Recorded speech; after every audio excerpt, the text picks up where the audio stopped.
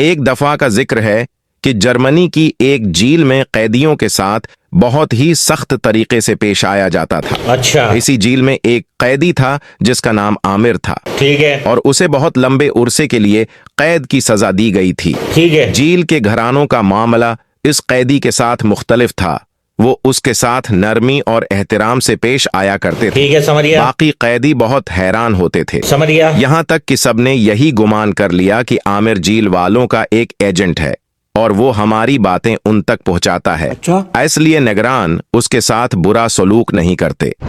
دوسری طرف عامر ہمیشہ قسمیں کھا کھا کر انہیں یقین دلاتا تھا کہ وہ صرف اور صرف ان کی طرح کا ایک قیدی ہے اور جیل کے نگرانوں کے ساتھ ان کا کوئی تعلق نہیں، مگر باقی قیدی اس کی بات کو جھوٹا سمجھتے تھے اور کہتے تھے کہ اگر تم جاسوس نہیں ہو تو پھر ہمیں اس بات کا سبب بتاؤ جس کی وجہ سے نگران تمہارا احترام کرتے ہیں اور تمہارے ساتھ اچھے طریقے سے پیش آتے ہیں۔ عامر کو انہیں سچ بتانے کے سوا کوئی راستہ دکھائی نہ دیا۔ اس نے سب قیدیوں کو جمع کیا اور ان سے پوچھا، تم لوگ اپنے ہفتہ وار خطوط میں کیا لکھتے ہو؟ سب نے کہا، ہم ان نگرانوں کی سختی، اپنی ان سے نفرت اور ان معلوم نگرانوں کے اپنے اوپر ڈھائے جانے والے ظلم کو لکھتے ہیں۔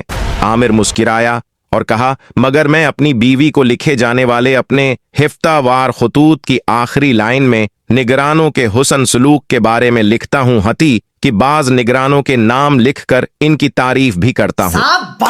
قیدی عامر کی بات سے بہت حیران ہوئے۔ ان میں ایک نے بہت غصے سے کہا، اس سب کا تمہارے ساتھ اچھے سلوک کا کیا تعلق ہے، حالانکہ تم نگرانوں کے ظلم سے واقف ہو؟ عامر نے کہا، آؤ عقل مندو، ہمارے خطوط جیل سے اس وقت تک باہر نہیں جاتے جب تک نگران انہیں پڑھ نہ لیں۔ وہ لکھی جانے والی ہماری چھوٹی بڑی بات سے آگاہ ہوتے ہیں، وہ تم لوگوں کی نفرت کے بارے میں بھی جانتے ہیں۔ اب تم لوگ اپنے خطوط لکھنے کا طریقہ بدلو، پھر دیکھو کیا ہوتا ہے۔ اگلے ہفتے سے قیدی بہت حیران ہوئے کہ نگرانوں کا سلوک عامر سمیت تمام قیدیوں کے ساتھ بہت ہی برا ہو گیا۔ عامر بہت حیران ہوا اور سب قیدیوں کو جمع کر کے پوچھا کہ تم لوگوں نے اپنے خطوط میں کیا لکھا تھا؟